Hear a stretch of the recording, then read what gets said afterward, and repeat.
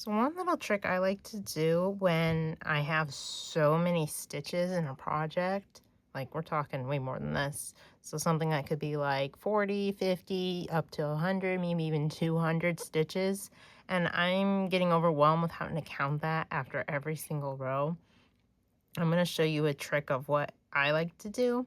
So in this case, I have like not that many stitches, but let's pretend that this was like a really, really long, like maybe 100 stitches here. And so I'm about to work my next row. So you just kind of work your next row as if you were doing like normal. And we'll pretend I have this long snake keep going out of frame. So what I would do is, depending on what the pattern is, just kind of follow my pattern along. And then I like to pick a number that would be easy for me to kind of cluster my stitches. So if it was like 100 stitches, I don't want to count to 100. So I would probably make a mark. So I have my little, these are my stitch markers. So I would make a mark on the 50th stitch so that I can at least count up to 50. Or if you wanted to, do 10, so you could do 10 and then you'll mark your stitches. So we'll pretend that I've got my stitches here.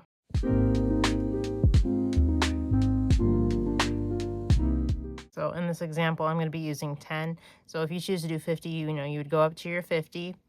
So I'm doing 10. Take your stitch marker. And after that stitch, so I would know this is 50 or 10 in this case.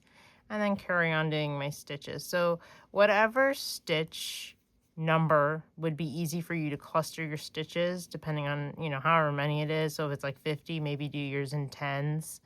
Or you know what I mean? Like find a way that makes it easy for your brain to be able to just know when you're looking. That way you can at least visually see. And then if you have a brain like mine, you're watching a show, you were counting, you got distracted, you stopped counting. It makes it so much easier to be like, oh, okay, go back and count a little bit instead of going all the way back to the beginning.